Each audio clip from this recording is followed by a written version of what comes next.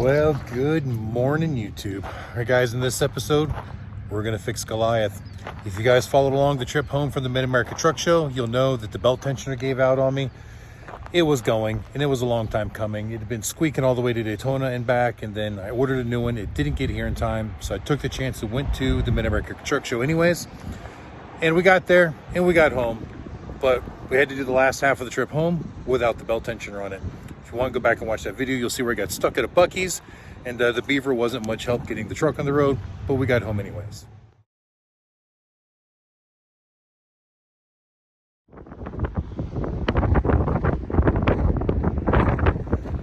But like I said in that video, the local CarQuest had already ordered the part for me, and it was waiting for me when I got back, but I went ahead and picked up a brand new belt as well.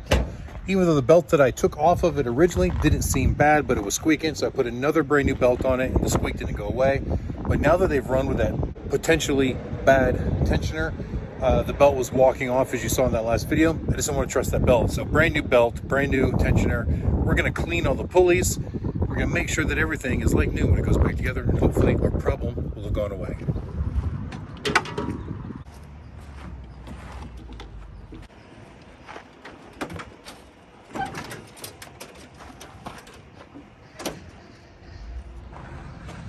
All right, guys, so you can see the pulley with no belt on it. There's the tensioner, and way down there is the crank pulley. So first thing I'm gonna do is pull the tensioner off, and then I'm gonna go ahead and clean up all these other pulleys and put it all back together. Now, in theory, this should be a very quick, easy job. There's only a couple little bolts that even hold that tensioner on, and well, we've had plenty of practice putting the belt on, so that should go pretty quick. I think it'll take longer to clean it than anything else.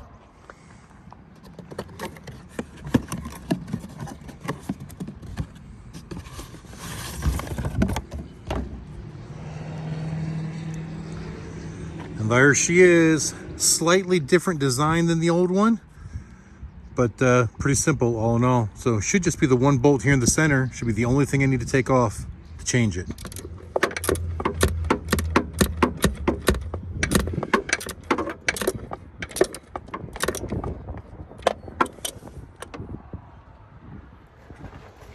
Well, as you can see, it was a little tight trying to get in there with the fan blades in the way and get it loose. So I got it loose with the 18mm socket on a 1/2-inch drive ratchet, but didn't have room to really swing it in there. So I went to go get a wrench. Unfortunately, I do not have an 18mm ratchet wrench, but I do have a 19mm ratchet wrench. And because the nut was loose enough, I was able to go ahead and get it out, but needed 2 hands to do it. Couldn't hold the phone. But remember a minute ago, I said this should be a quick, easy job? Well, I already found a problem.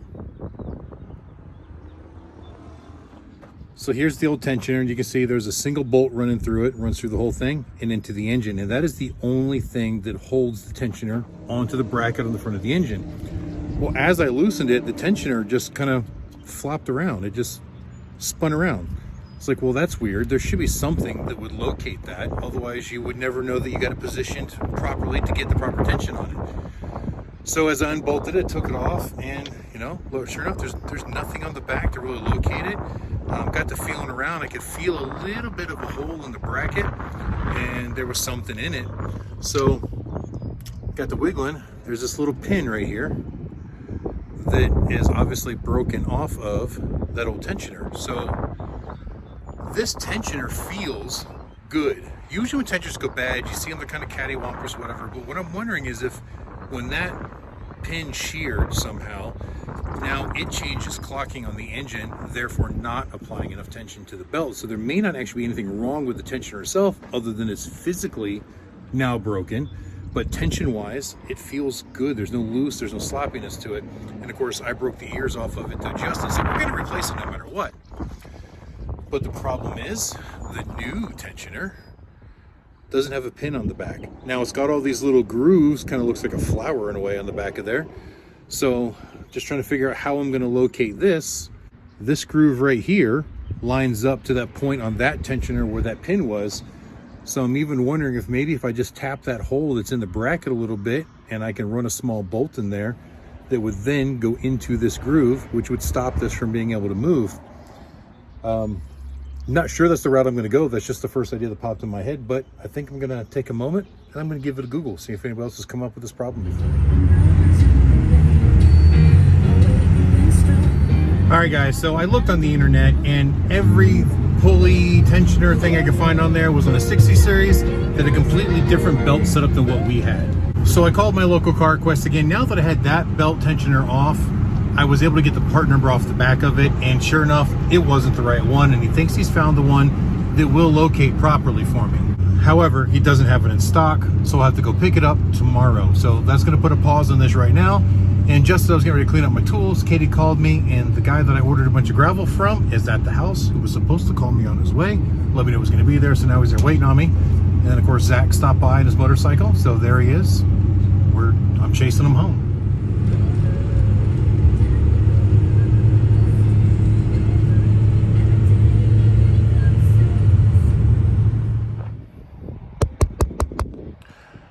Hey, you guys still there? Yeah, I know it's only been a couple moments for you, but for me, since the last time we recorded anything here, it's been, what, 2.5 weeks? If I'm not mistaken, when we left off, we got a tensioner from our local CarQuest, and it was not the right one.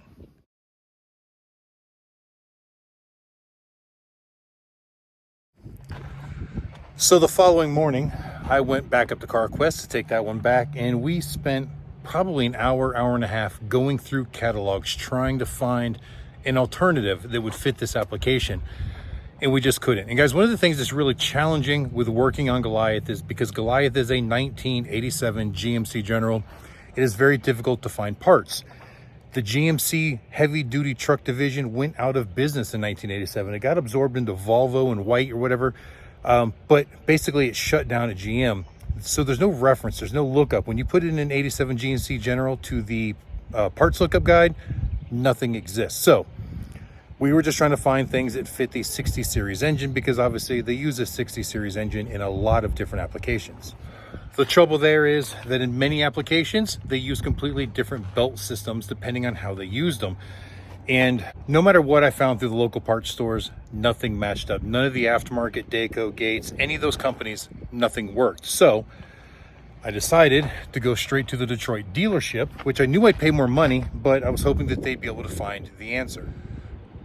So I called the Premier Truck Center over in Ringgold, Georgia, which is just a little bit south of Chattanooga.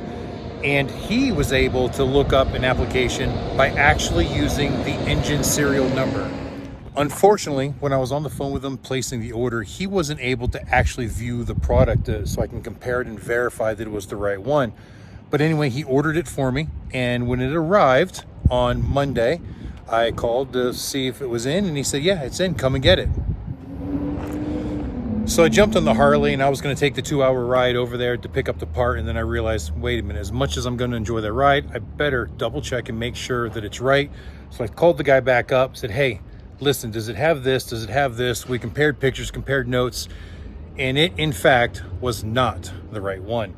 So we spent another hour on the phone trying to find it, and basically what it comes down, that I understand, is the parts in the Detroit system is only for parts that Detroit supplied, and the parts in the GM system are only for parts that GM supplied. Now, this tensioner pulley is stamped GM clearly on the back of it, but also keep in mind that back then, GMC, or General Motors, they owned Detroit Diesel. So it was all the same company back then. It's not anymore, but it was back then. Well, anyway, because the GMC lookup part was absolutely non-existent, we still had no luck. We looked up so many different things and what pictures we could find, we compared, and nothing worked. So it led me back to modifying this one. Now, I said earlier in this video, which was weeks ago for me, I'm pretty sure I mentioned it anyways, that I don't necessarily feel that this tensioner has gone bad. I think that because that locating pin on the back, which indexed its position on the front of the engine to put the proper tension on the belt, had sheared off, my thought is that maybe the tensioner just shifted position, therefore not applying proper tension. Now, keep in mind, this is 100% speculative. Now, I can guarantee, verify that that pin was broken off, but whether that was the only problem or a problem at all, I cannot verify. But visually inspecting the tensioner, the pulley that's on the tensioner is in perfect condition. It rolls nice and smooth. There's no bearing noise. I don't see anything wrong with the pulley itself. Looking at the tensioner body, It's got plenty of tension on it when I had to crank it back with the strap when we were at the Buc-ee's on the way home from the truck show in Louisville, Kentucky. And in many cases, when a tensioner itself starts to go bad, you'll see it kind of working its way out from its main body support where the pivot is for the tension. And you'll see that it'll wobble back and forth. I don't see any of those signs here. So there is a potential that there's nothing wrong with this tensioner other than the fact that the locating pin broke off. So today we're going to test that theory. So we're going to modify our existing tensioner to fit a new guide pin that will be stronger than the old one, and hopefully all our problems will go away. So the plan is to drill out the backside of the tensioner right where the pin went in, and then we're going to take a bolt that's appropriate size to fit in the hole. We're going to thread that, we're going to tap it in, cut the head off, that way it works like a stud. Now keep in mind what we're putting in is a stainless steel bolt, but it should still be much stronger than the cast aluminum piece that broke off originally. So we're not going backwards by any means, but if that keeps it from moving, maybe we'll just fix our problem. Sure hope so. So here's what...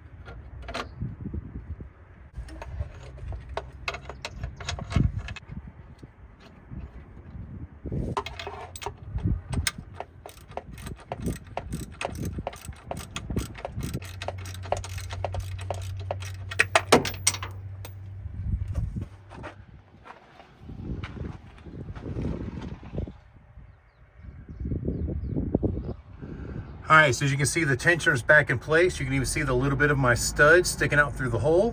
So now we know for sure that it's located in the proper spot. Now, I did not modify the hole in the bracket. That bolt fit in that hole nice and snug with almost zero play. So I just drilled and tapped the back of the tensioner itself to match that bolt.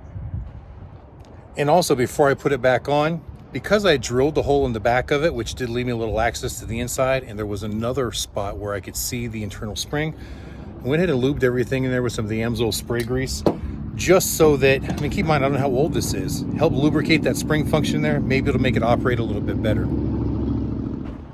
So now, let's find the belt, put it back on, cross our fingers. All right, the belt is back on. Again, I had to use my ratchet strap to tension it because remember, when we were at Buc-ee's, we broke off that little ear right there. But now that it's on, I'm noticing, if you look, that belt isn't exactly tracking properly on that pulley, even though it's right on all the other pulleys. And with it leaning out that direction, I'm thinking that may be what's causing it to walk off. So it's definitely giving me a couple of doubts that what we just did will work, but at this point, there's only one way to find out.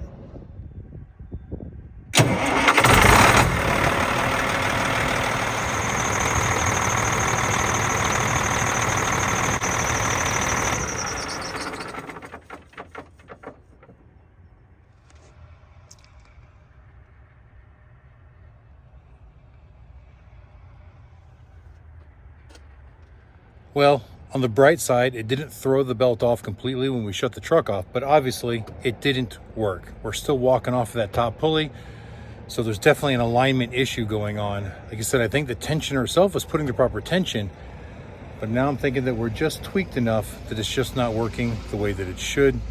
At least this wasn't a horrible, long, drawn out process to give it a try, but got to come up with something different. All right, guys, so looking at it closer, again, I don't see anything wrong with the tensioner itself, but I'm also looking, if you look right in this little crack right there, see the gap at the top? Down at the bottom, the gap is much less. I'm wondering if the bolt that actually holds the pulley on has gotten bent a little bit. Because now, in theory, that would cause that pulley to rock out just a tiny bit, which would cause the belt to walk off. That's the next step. I'm gonna see if we can fix that. Well, again, double checking all the bearings, everything here seems nice and smooth and clean. I don't see any evidence that that bolt is broken. So now I've got it seated back in, and you can see that turning it, I don't see any unevenness. I don't know. I don't think it's bent. So I'm inspecting this pulley a little bit further, and it looks visually in good shape, but I noticed something. I don't know if you can pick it up on the camera, but if you look at the top of it, there's a slight crown to the center. And it's actually like a flat spot crown and then tapers off on the edges. I don't know if it's supposed to be like that or not, but I'm just wondering if this pulley is just so worn. I can see it much better when I hold a straight edge up against it. I just don't know that I can show you guys that, but I'll try.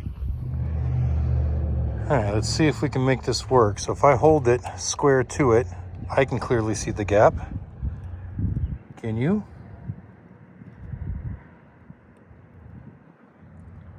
So the two edges definitely tapers off. So now I'm wondering if my next step should be to go to the parts store and see if I can find a replacement for this that's truly flat, or even one that's got sides, like a guide that would help keep it from walking off. Because that's really all that's happening right now, is this walking off. I believe the tension is fine. Looks like we're back to the parts store. Just seems like it never ends. Okay guys, I'm back. And I went up to the local car quest and I found another pulley. It is slightly wider than the original pulley. Same bearing diameter, so it fits our bolt. Only difference is the bearing cross section is narrower, so we've got a little bit more play back and forth on the shaft. So I got some machine bushings, give it a couple lock washers. We're gonna see if we can't shim it to get it exactly where we need to be and hope that this works. So just by eyeballing it, I'm guessing that I need about 3/8 of an inch on the inside of the bearing and about 3/16 on the outside. Now these are about 1/16 of an inch each. So all those stacked up together right there should be 3/8, and 3 of them on this side should be 3/16. Let's see how that plays out. Well, it was pretty darn close. I ended up having to move one from the back side, move it back around to the front side, and that gets my clearance back here, right where it needs to be, and that should center it all up. Let's put it back on, see if it works. Well, guys, it's kind of hard to tell. Still doesn't quite look like the belt's riding on it exactly right, but it doesn't look as crooked as it did before. Well, I guess the only choice we've got is to start it up and see if it works.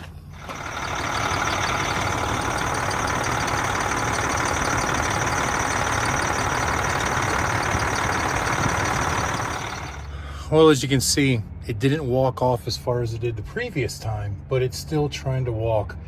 Still looks like there's a little lean. I mean, this tensioner may be bad after all, but I can't replace it. It doesn't exist right now. So we're running out of time. We've got, today's what, Wednesday? It's Wednesday afternoon. It's got to be, what, almost 5 o'clock? We're leaving Sunday evening to go to Florida. I'd like this to be fixed before we go there. I'm going to have to watch the temperature like a hawk driving down there, because we are going to be going into warmer temperatures. Climbing the mountains out of North Carolina probably won't be so bad because it'll be cool on Sunday night when we leave. But once we get in Florida, all bets are off on temperature. Well, I know it may sound a little bit wonky, but here's what I'm down to trying. I'm going to unbolt the center bolt, loosen it up again to let the tensioner kind of come loose to the backing plate. And I'm going to try to use something like these little rubberized metal pieces and put up underneath there and see if I can't tighten it down and get the tensioner to sit on slightly crooked, pitching it back the way that I think it should be. Hopefully it'll work. Probably not a permanent solution, but if I can at least get it to work, then at least I know what I've got to do to make it a permanent solution.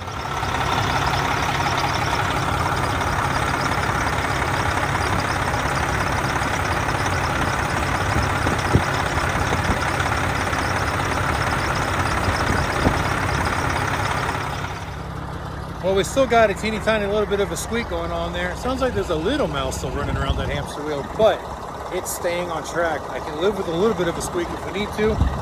Question is, will it make it all the way to Florida? But at this point, we're gonna have to see. Guys, I hope you enjoyed this. We're gonna end it here because I've probably got way too much footage as it is. So until the next time we see you, keep those engines running. Well guys, one final note. Katie and I are on our way out to have dinner with Mike and Alicia tonight.